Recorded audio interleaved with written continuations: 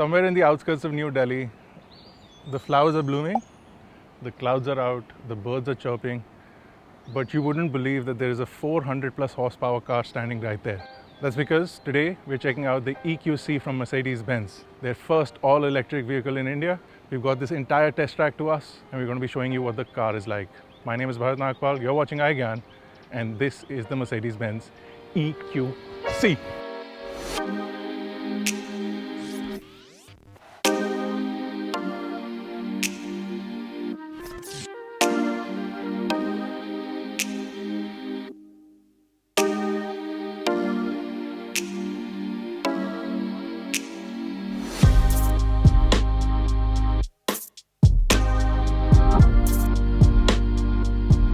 So take a moment and admire the EQC, the all-new design. Even though it's extremely familiar, under the clouds it looks absolutely fantastic. Now this car is extremely slippery, and they've gotten rid of most of the angles for curves. It's got a more pebble-like design, and because of that, this car is extremely slippery, gives you a 0.27 drag coefficient, which makes it really efficient in terms of an electric vehicle. Now the grille is in fact an actual grille, and you can see the large Mercedes-Benz insignia in there.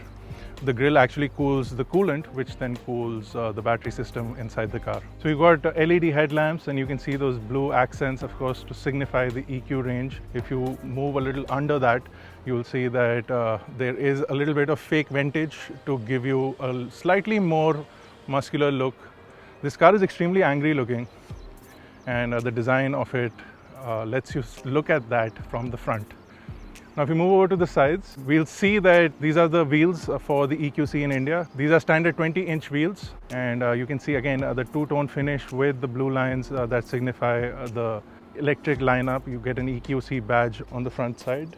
From the side as well, the car looks extremely muscular, but has a really nice slopey roofline. It comes down all the way at the back. There's still a lot of space on the inside, which I'll show you later on. The wheels look absolutely fantastic because of the 20-inch size. They fit inside the car really well, gives it that nice and beefy look. It's extremely haunchy, so the sides make the car look extremely wide as well. And the back, you can see that you get the single strip for the brake light. This is also LED tail lamps, LED headlamps, and this is the EQC 400. 4MATIC because it is an all-wheel drive, 400 because it produces upwards of 400 horsepower, and we've got dual motors. So we've got a motor on the front which does 150 kilowatts, and a motor on the back which also does 150 kilowatts. At most times when you're not racing in this car, when you're doing everyday driving, you'll be using the front motor, which is a 150 kilowatt motor, and when you need that extra power, when you need that extra push, you can just press on the accelerator and the car will automatically turn on the rear motor as well, giving you an additional 150 kilowatts. So if you look at the back of the EQC, apart from the fact that you have a very clean and nice looking modern design, you also have this clean LED tail lamp that goes across, which has become now more of a norm, and there is a rear wiper as well, and there's no button to open up the back except what is usual for Mercedes-Benz is you press the Mercedes logo and then you get the trunk. It's quite spacious. You can see we've got quite a lot of camera gear in here. But you could possibly fit two pieces of luggage, big pieces of luggage. One thing to note is that the back does slope down quite a lot, so if you do have something thick protruding just at the edge, the door will not close properly and it'll sort of bounce back. So you want to make sure that things fit in, so that makes you lose quite a little bit of space. There is a scuff plate here to prevent the car from getting scratched, and there's also a little bit of storage under this load cover, so you can hide certain things here like these bottles, and the electric charger is also in there. That's the emergency charger, the 3.5 watt one. So the charging port is on the right of the car. Whether you've got a regular DC charging or fast DC charging, you've got both the ports over here, so you can easily pop those open, plug in your cables, get your charging going. It supports up to 110 kilowatt of charging. In most cases, you'll get 50 kilowatt chargers in India. So quite a lot of few elements here. Of course, you've got a sunglasses holder, you've got your lights here, and you've got a sunroof control, which allows you to open up the sunroof. It's not a panoramic sunroof, unfortunately, but you do have a sunroof. And then you also have this manual cover that allows you to cover. Style-wise, very modern, very laid out. They put this rose gold in the vents here to make it look slightly more premium. You've got this accordion style design on the interiors. You've also got ambient lighting all over the cabin, and this really nice grille. We do have a Burmester sound system. Of course, you've got these two massive touchscreens. Actually, the left one is a touchscreen, the right one is just an instrument cluster, and I can control the right screen with this right touchpad and the left screen with the left touchpad. I can also use this pad at the bottom over here, or I can use the touchscreen. So you finally get a full touchscreen in the car. But right now, let's rip it, and we're in sports mode. We are on the track. We still have a few minutes left, so we're going to give it a few runs and see what that feels like. So here we go.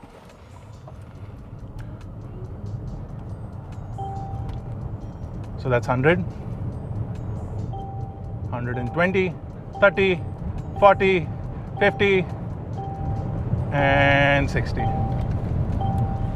So as I drive it, of course, gives a little bit more confidence as I go, but it is super fun. You can't imagine how good an electric car feels when it goes. You do get that instant response from the electric motor because there's no rev map. It's just instant throttle. And that's what makes it so exciting, these electric cars. Also, the turning radius is pretty good. Even though we're on a straight stretch, we've been going around quite a lot. So this definitely helps us to understand certain things. So you do get pushed back, not as much.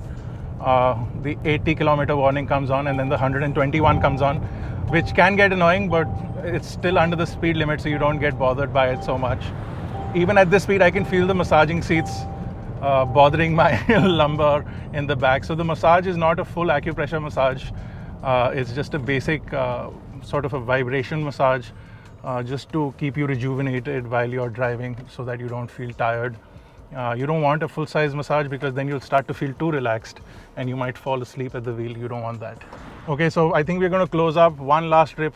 Everyone's enjoyed this quite a lot, so let's do this one more time. We're going full throttle. Let's see how far I can push it. Already at 100, 110, 20, 30, 40, 50, and 60.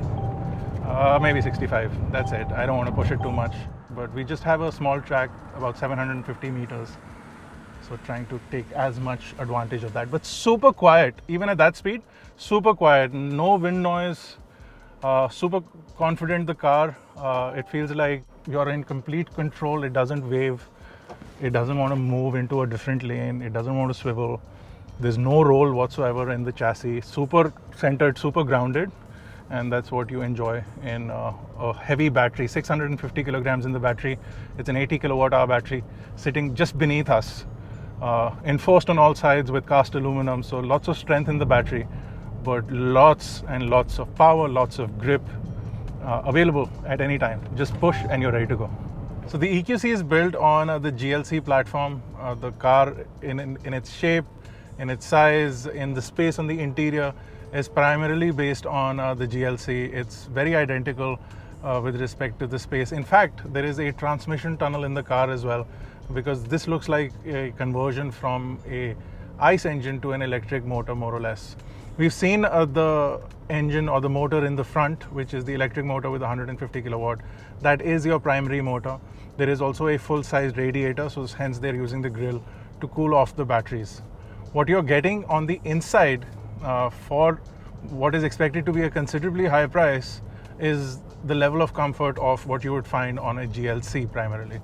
What you're looking at in the interior, even though everything is premium, materials are really nice. You've got quite a lot of use of plastic. Even though you have a really nice sound system, you have these, like I mentioned, rose gold air vents. We've got the navigation system, but it's missing MBUX's latest AR-based navigation, in which they overlay on a real-time camera feeds where the car is navigating you to. So we're not getting the latest AR navigation in India, and that could simply be a Maps limitation for India. We don't have that. So it's quite cool. In the Maps app, if you approach a toll, you can see in 3D the toll station is visible right here. But overall, the front seat is very spacious and it's a very nice position to be driving in. It's quite high, even though the entire car itself is quite low. And it's good for cities. You can easily navigate between traffic like we are right now.